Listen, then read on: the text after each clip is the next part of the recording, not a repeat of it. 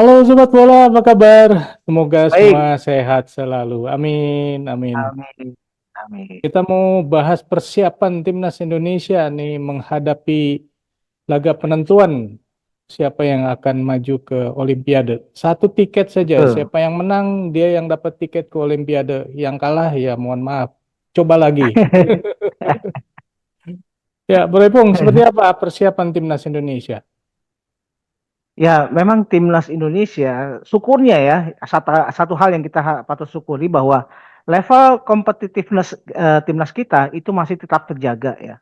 Karena dari gelaran Piala Asia yang baru berakhir kemarin, 1 minggu yang lalu mungkin, itu kan boleh dibilang timnas kita masih mungkin bisa menjaga level kompetitif ini. Berbeda dengan persiapan dari Guinea, karena Guinea terakhir bermain itu di bulan Maret Hmm, dalam sebuah kompetisi untuk mendapatkan tiket playoff, katakanlah seperti itu ya. Jadi kita harapkan sekali ya bahwa level kompetitif ini juga bisa membawa perbedaan dari kesiapan timnas kita. hmm, Walaupun kalau kita melihat pada kesiapan para pemainnya, ini yang justru agak bermasalah di timnas kita. hmm, Nah, timnas kita memang sudah dapat dipastikan akan kehilangan Rizky Ridho. Itu sudah hampir pasti karena satu kartu merah itu kan hukumannya 2 pertandingan gitu loh. Nah, nah ini kan menjadi lubang tersendiri. Sementara yang tadinya posisinya itu masih bisa ditutup katakanlah ya oleh Justin Hubner. Justin Hubner ini juga sudah balik ke Osaka gitu loh. hmm, Nah, sementara kemungkinan Cerezo Osaka juga agak sulit untuk memberikan izin untuk memakai Justin Hubner karena mereka memang saat ini lagi membutuhkan pemain-pemain yang berada di belakang, pemain hmm, back terutama. Ada beberapa pemain Cerezo Osaka yang reguler gitu ya, itu tertimpa cedera yang hmm, posisinya ada di bagian belakang. Nah, apalagi ketika series Osaka terakhir pertandingan yang dihadiri oleh Justin Hubner, Hubner kan memperlihatkan grafik yang sangat bagus ya, sehingga dia dipercaya bermain 90 menit. hmm, Ini juga yang menjadi persoalan buat timnas kita. Saya tidak, kalau misalkan dua pemain ya, Hubner tidak bisa, kemudian Rizky Ridho juga tidak bisa, ini kan hanya meninggalkan dua pemain yang secara reguler tampil hanya ada Komang Teguh dengan Muhammad Ferrari ya.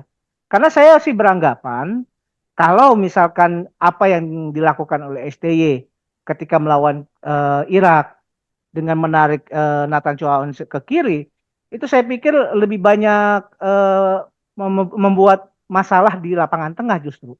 hmm, Karena dalam hal ini Ivar Jenner tidak punya tandem yang bagus. Ivar Jenner juga akan keteteran kalau dia sendirian untuk berjuang untuk bisa mendistribusikan bola. Sementara ketika Ivar Jenner tandem dengan Nathan, ini kan jadi suatu yang bagus ya, yang dinamis gitu pergerakan kedua pemain. Karena kedua pemain ini punya ini ya, punya karakter sebagai pemain versatil. Artinya mereka ketika berada di lapangan tengah mereka tidak hanya kuat dalam memberikan distribusi bola, tapi mereka juga bertransisinya cepat. Itu juga hmm, yang bisa artinya peran itu bisa dibagi antara Ivar dengan Nathan. Nah, itu kalau Nathan ya di kiri kembali ke bawah, ini yang akan menjadi persoalan bagaimana kita bisa bermain transisi menyerang gitu loh. hmm, Itu yang jadi masalah. Walaupun sebetulnya PSSI tidak tinggal diam ya dalam hal ini ya. Gerak cepat mereka juga menurut kabar terakhir, Dewangga dalam perjalanan menuju Prancis. Sementara seharusnya Elkan ini yang konon juga akan dipanggil gitu ya, ini hmm, tuh lebih punya peluang untuk bisa tampil sebetulnya. hmm, Karena kompetisi dia sudah selesai, itu satu. Kemudian dia juga sudah dikembalikan dari Bristol City ke Ipswich dan Ipswich ini kan lagi euforia ya karena ya, mereka hmm, kembali ke Premier League gitu loh. Sebetulnya sudah tidak ada pertandingan nih dari Elkan. Nah, yang kita harapkan sekali bagaimana lobby-lobby yang begitu kuat dari Erick Thohir ini yang bisa mengubah manajemen Ipswich Town untuk bisa meminjamkan lagi hmm, Elkan khusus untuk pertandingan ini. Kalau Elkan bisa hadir, saya merasa lebih nyaman dan semua juga mungkin pemerhati sepak bola Indonesia juga akan lebih nyaman ya dengan kehadiran Elkan. Karena kita pertama ya yang saya suka dari Elkan, walaupun dia bukan pemain tipe cepat, tapi dalam hal pengambilan posisi Elkan selalu dalam hal ini ya selalu pengambilan posisinya tepat gitu loh. Itu satu. Kedua, Elkan juga punya presisi dalam mengirimkan long passing ke depan. Hmm, ya. Seandainya itu dibutuhkan. Karena dalam permainan sepak bola tidak melulu ya, tidak melulu bahwa walaupun kita punya doktrin sepak bola dari kaki ke kaki, tapi ketika melihat ada opportunity untuk melempar umpan jauh ke depan, itu juga harus dilakukan. Dan di sini Elkan bisa melakukan itu. Hmm, Seperti juga sama halnya dengan Dewangga ya.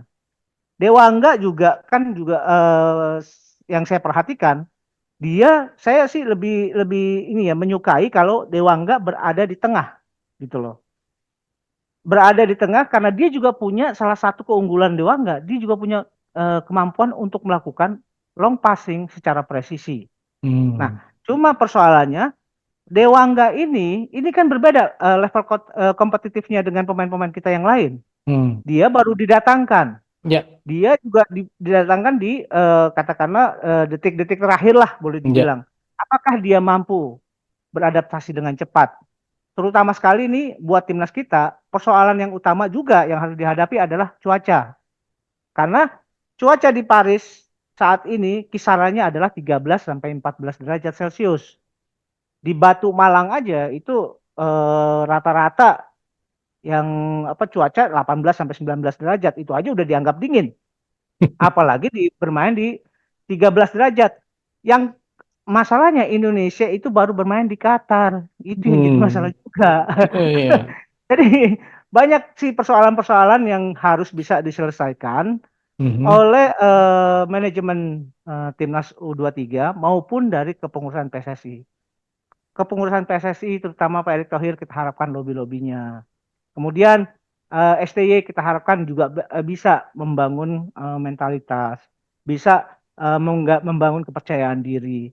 Karena kita antara Indonesia dengan Guinea ini adalah negara-negara yang berusaha saat ini mencetak sejarah. Indonesia pertama kali tampil di Olimpiade ini di tahun 56 di Melbourne. Guinea baru sekali juga tampil di Olimpiade di tahun 68 gitu loh. Jadi dua-duanya ini lagi benar-benar moodnya lagi kencang untuk bisa menciptakan sejarah buat buat timnas mereka masing-masing gitu loh, Bro. ya. Saya sih berharap timnas Indonesia bermain dengan lepas ya, tenang, jangan Iya, gerasak-gerusuk gitu ya. Jadi jangan tegang juga, karena kan konon ketika laga di betul. semifinal kemarin itu timnas saya pemain-pemain itu dalam kondisi gugup ya. Mungkin gugup karena melihat euforianya di Indonesia kan luar biasa, nonton di mana-mana, terus udah gitu ada himbauan dari Menpora kepada Pemda-Pemda Pemda-Pemda ya untuk menyelenggarakan nonton bareng, itu kan jadi ya mau nggak mau lah Iya, mereka melihat sosial media, dan itu bisa menjadi tekanan sendiri, dan saya pikir itu yang terjadi sehingga mereka iya, ketika bermain melawan Uzbekistan tuh tegang. Nah, saya berharap sih ya di laga ini pemain Indonesia jangan tegang juga gitu, santai aja, main lepas lah betul. gitu ya. Betul. Walaupun ini kalau menurut saya sebenarnya laga udah laga bonus nih, udah bonus bonus bonus bonus nih sebenarnya. Karena kan Ya, kebayang aja Piala Asia U23 ini baru pertama kali, ya kan? iya. Nggak kebayang kalau misalnya sekarang gini, saya jadi Sintayong nih, mau menghadapi Piala Asia U23, terus udah mulai mikir nanti final lawan siapa, ya nggak mungkin. Betul. Lolos, Setuju. mau lolos grup Setuju. aja juga waktu itu kepikiran, wah berat loh lawannya Indonesia, lawan Australia, lawan Jordania gitu kan. Kebayangnya mau lolos grup Iya, aja udah kayaknya jauh gitu ya. Tapi kan kenyataannya betul. walaupun kitanya waktu itu sempat nggak percaya, tapi ternyata bisa lolos, malah jadi euforiasinya Ya, luar biasa, berlebihan kalau menurut saya, sehingga kalau menuntut harus menang juga di semifinal, menang juga menurut saya ya, menang juga di Olimpiade ini juga, ini kan kalau menurut saya udah ekspektasi yang berlebihan. Bahkan Erick Thohir sendiri, Ketua Umum PSSI dalam salah satu wawancara bilang bahwa apa yang terjadi sekarang ini sebenarnya di luar dugaan karena rencananya apa yang terjadi sekarang ini kan 5 tahun yang akan datang, tapi udah keburu terjadi kan gitu, Iya, ya kan betul. bro? Saya setuju banget itu. Betul, saya sangat setuju. Sekarang coba bayangkan, ini kita berpikir secara logika sehat lah. Hmm. Ketika gelaran Piala Asia akan digelar, Indonesia jadi debutan. Saya tanya deh kepada fans-fans sepak bola Indonesia, siapa sih yang akan berpikir bahwa Indonesia akan keluar dari juara Dari grup. grup ya? Hmm.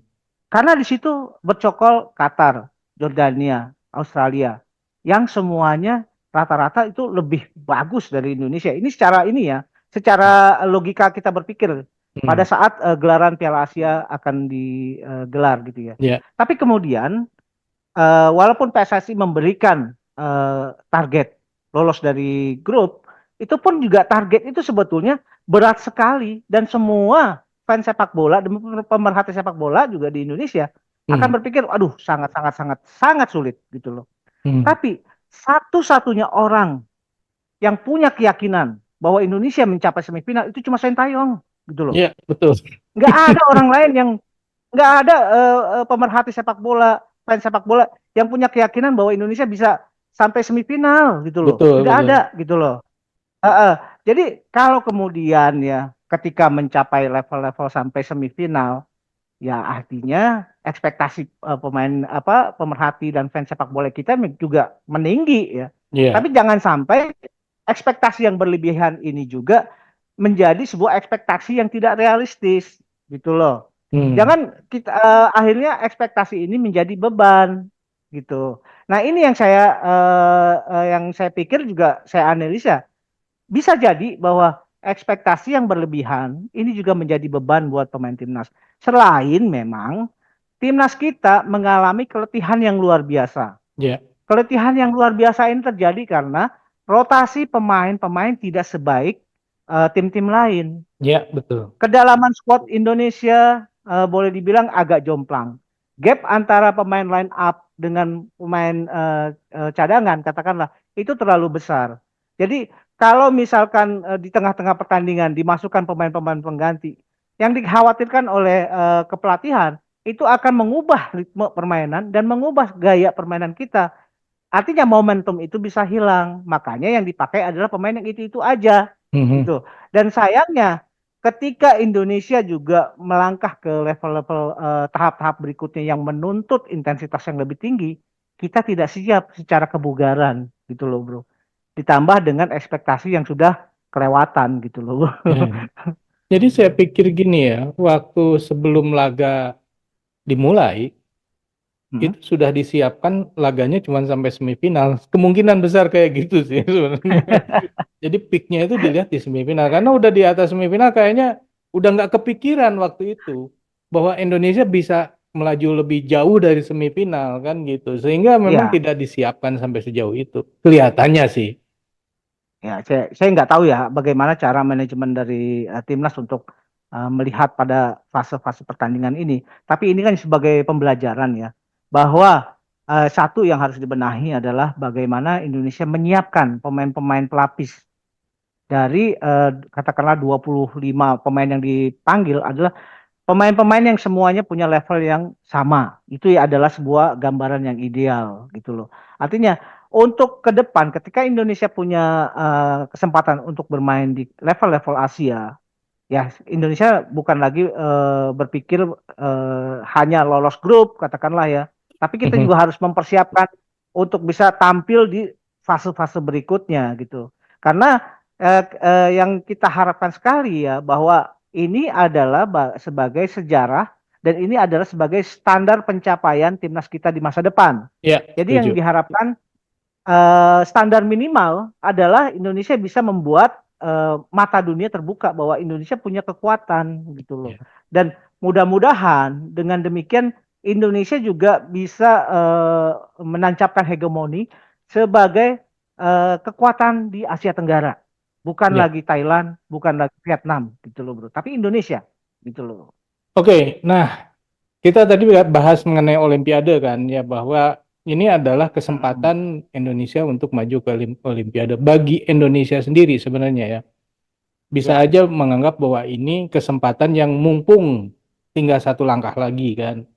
Ya, pasti. tapi walaupun Hmm. demikian sebenarnya bisa aja kita bisa mengatakan bahwa ini adalah laga bonus sehingga berhasil atau tidak berhasil ke Olimpiade itu sebenarnya sudah di luar dari rencana ya. Jadi rencananya sebenarnya kan nggak sampai sejauh itu gitu.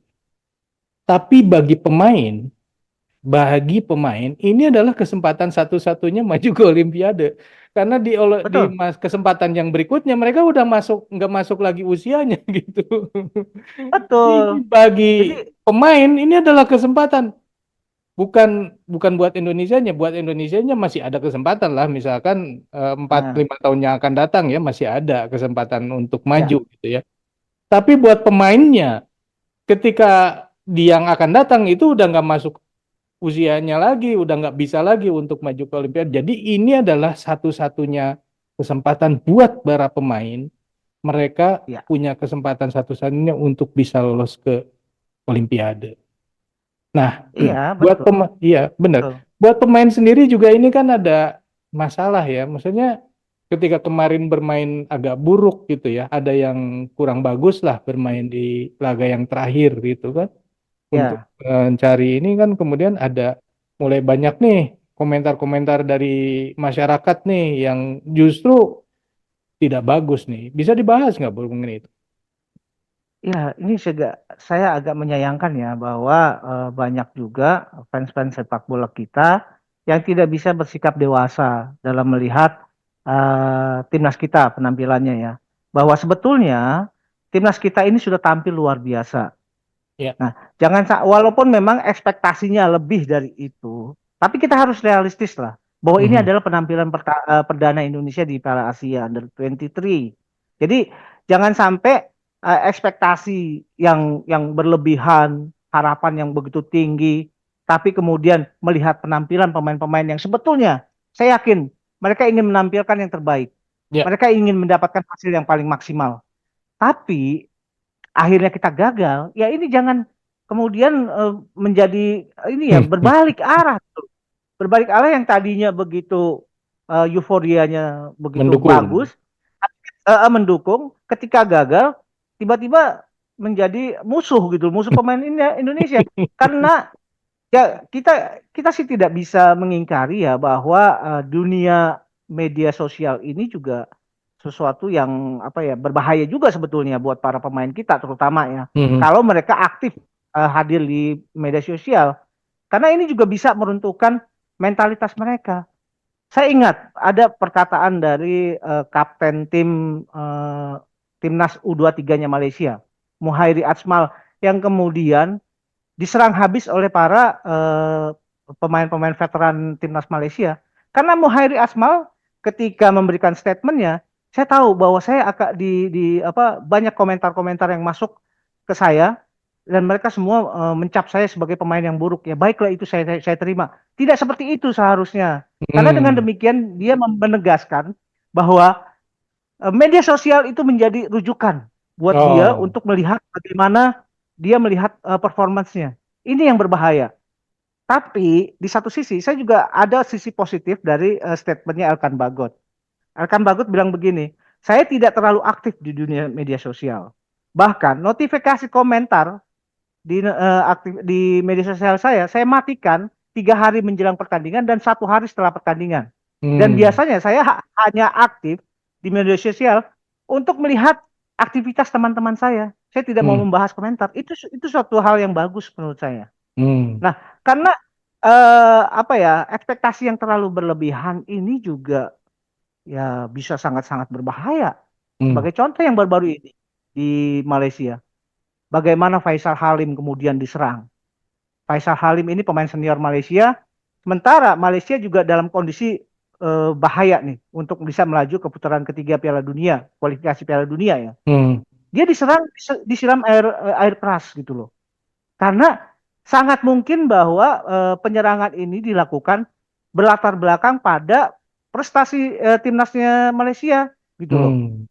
Kemudian apa Ahyar siapa itu pemain dari Terengganu. itu juga diserang, rumahnya dirampok gitu loh. Hmm. Dia mendapatkan jahitan di kepala dan di kaki. Dan pernah juga ada kejadian yang sangat sangat ekstrim ya.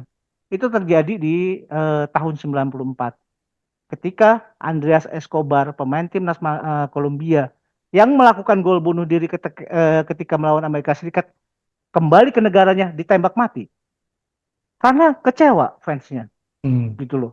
Ini jangan sampai fans sepak bola Indonesia melakukan tindakan-tindakan seperti ini. Oke lah, Hmm. tindakan-tindakan secara aktif tidak dilakukan, misalkan secara fisik ya, Hmm. melempar batu, melempar apa. Tapi komen-komentar di media sosial ini juga jangan dianggap remeh gitu loh. Tolong dijaga gitu. Jangan sampai pemain-pemain yang kita harapkan dan pemain-pemain yang tentunya sudah berjuang demikian keras, itu kemudian dianggap tidak ada artinya ketika dia tidak berhasil memenuhi ekspektasi kita gitu loh. Bijaksanalah sedikit gitu. Ya, ya betul betul. Thank you nih untuk sudah mengingatkan ya. Dan mudah-mudahan ini juga Iya, didengar ya oleh teman-teman semua, sobat-sobat semua. Nah, tapi gini, kita balik lagi ya ke iya, eh, apa ke Olimpiade yang akan datang. Jadi iya. kalau menurut saya ini adalah laga bonus ya. Berhasil Nah, ke Olimpiade, bersyukur ya. Kalau kalah ya wajar bahwa Indonesia itu sebenarnya belum berada di posisi itu. Setuju nggak, Bro? ya. Saya pikir gini, saya lebih setuju apa yang Bro Eri statementnya sebelumnya, bahwa ini adalah kesempatan emas buat para pemainnya gitu loh. Ya. Karena buat timnas kita, kemungkinan kita bisa berharap bahwa Indonesia akan melahirkan talenta-talenta baru yang bisa mencapai level seperti sekarang. Mhm. Nah, terutama buat para pemainnya, ini adalah kesempatan terakhir mereka untuk bisa tampil di Olimpiade. Karena di Olimpiade berikutnya mereka sangat mungkin tidak bisa berhasil, tidak bisa memperkuat Mhm. lagi timnas Mhm. kita karena Mhm. faktor usia, gitu loh. Nah, jadi manfaatkan peluang ini dengan sebaik-baiknya. Pokoknya apapun caranya, tentu dengan permainan-permainan yang lebih bagus, dengan mentalitas yang lebih kuat, Indonesia harus bisa meraih tiket ke Olimpiade. STY sendiri sebenarnya pengalaman menghadapi Guinea itu bagus sekali ya, tidak pernah kalah. Kemarin Ya, juga waktu Indonesia menghadapi Uzbek, itu kan sebenarnya track recordnya STY juga bagus, tidak pernah kalah. Tapi kenyataannya kan ketika membawa Indonesia, ada Indonesianya yang kalah. Ada prediksi seperti apa, Bro, untuk di laga kali ini, Bro? iya, saya sih tidak lagi berbicara mengenai prediksi, tapi saya berbicara mengenai ekspektasi ya. Saya Hmm. berharap sekali bahwa momentum ini yang sempat saya katakan bahwa ini adalah kesempatan buat para pemain bisa tampil di Olimpiade, dan itu tentu akan membawa nama Indonesia juga berada di lingkungan Hmm. dan di ekosistem sepak bola dunia, itu tolong dimanfaatkan dengan baik. Saya berharap Indonesia akan menang, entah berapa golnya, entah berapa hasilnya, yang penting Indonesia melaju ke Olimpiade, bro. Kalau saya sih yang penting bermain dengan bagus. Dah. Ya. Kalah menang gitu urusan belakangan. Yang penting mainnya bagus. Kalau menurut sobat sendiri gimana? Yang penting main bagus atau harus menang? Silakan tulis di kolom komentar. Sekian dulu obrolan kita. Kita lanjut di obrolan lain. Sampai jumpa. Bye. Thank you, bro.